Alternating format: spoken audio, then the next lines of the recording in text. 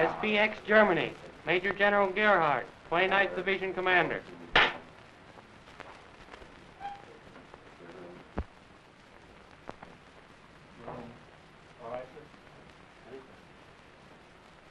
Gentlemen, the division bridgehead is now secure across the Roer River. Julik is fully in our hands. We have our vehicular bridges are in and the traffic is rolling in good style, so we can say that we're well set. We've been sitting here a long time waiting to take this place, and we've got it. Now, due to the success of the operation as a whole, the Corps has decided to change the plan. Instead of us proceeding due east and finishing out the Corps bridgehead, we're going to turn. The Corps turns north and attacks two divisions abreast. We will move due north, two regiments abreast, and want to get an early start in the morning, have it set up for full artillery support, make sure that our airstrikes are available, and that we get good, quick progress. Now, Colonel Kersnick, wish you'd give us the G2 estimate of enemy capabilities that affect this plan. They, of course, are pretty well disorganized through the beating they've taken in the last 2 days, but there are possibilities of trouble for us. Yes, sir. That's good. So now can we get the end of this? Okay, I don't see. All right, Whitty, I think that arrangement on the airstrike sounds very satisfactory.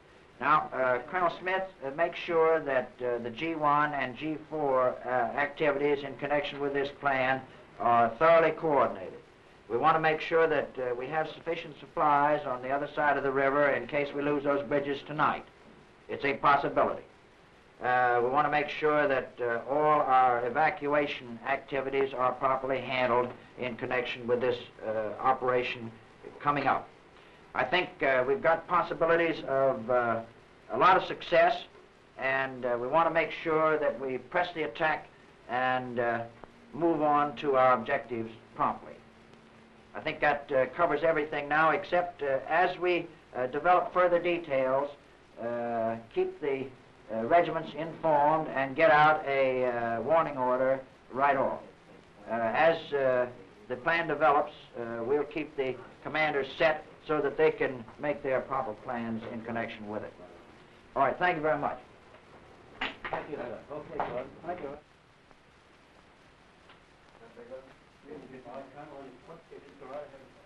General Gerhardt, gentlemen, as you know, when we attacked across the Roer River into Julik, we contacted the 363rd Infantry Division.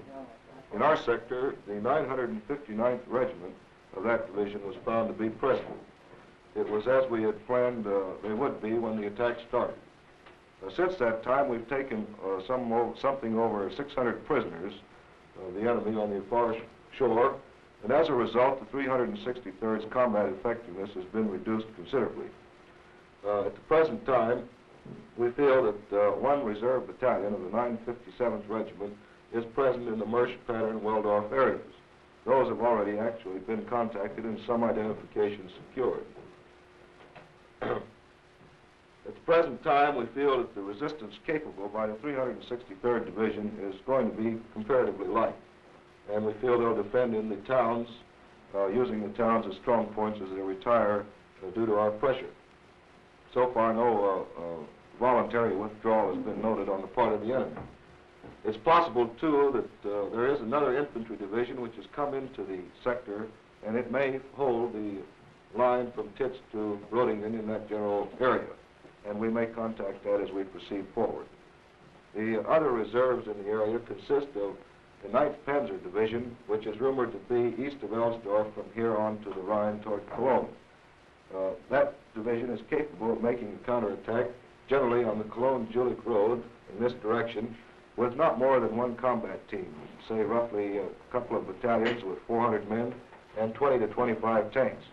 However, because the troops on our right have come up and reached this main road here, it's highly unlikely that we'll feel the brunt of that attack. It'll be felt over here more on this division, if it should come.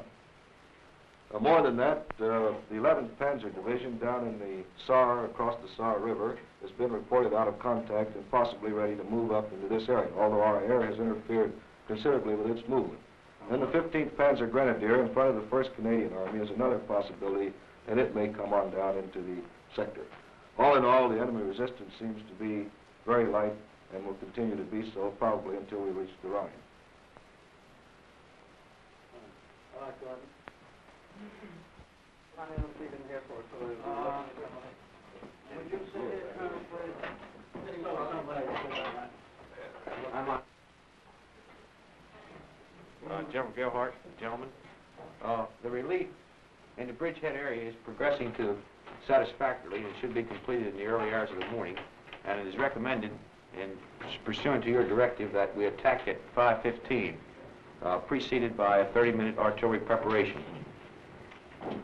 The boundary that suggests itself between the two regiments is as indicated here.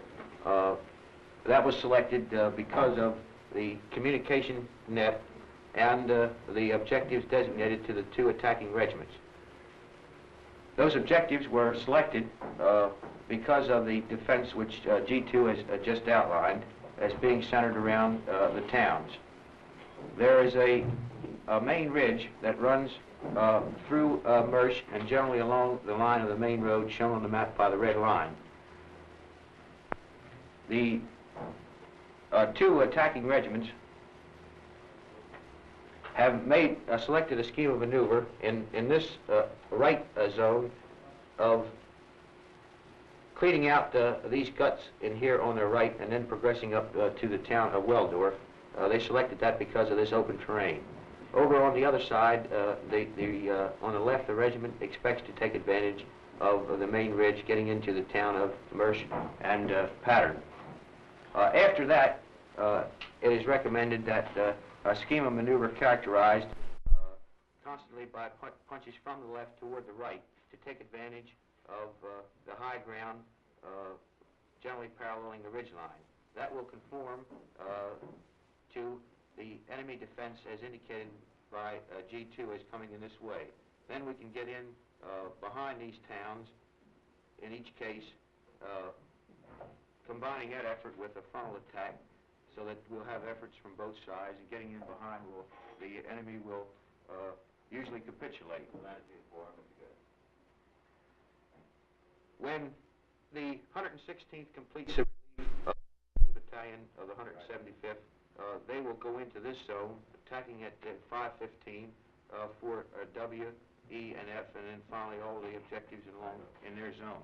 The 330th combat team in the left, after they have completed the relief of the 115th, will continue the attack in this zone.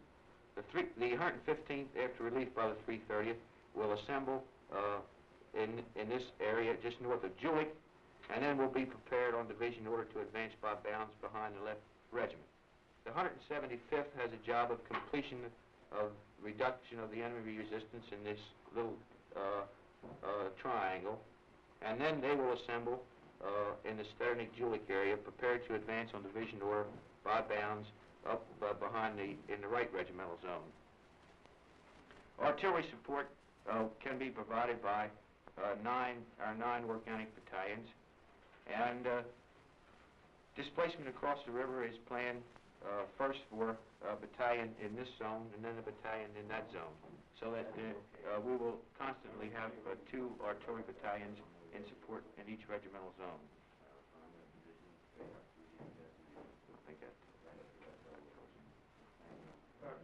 Okay, thank you.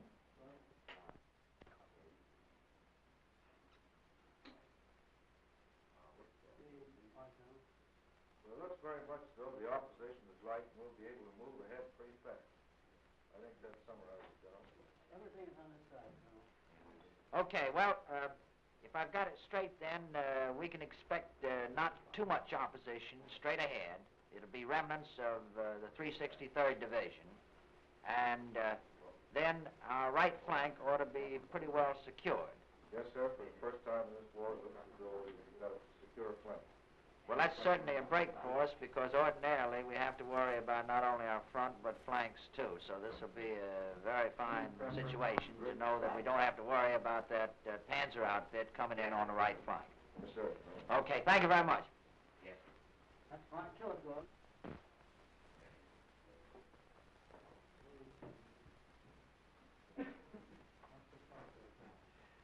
Okay, Whitty, if you'll give us the plan as far as you've got it in mind at the present time. Well, that covers the infantry plan as far as we've gone with. All right, now I think we've covered everything except air support. And it's going to be very critical. What do you think should be the objectives, targets, and times in that? Well, if the weather's the same tomorrow as it was today,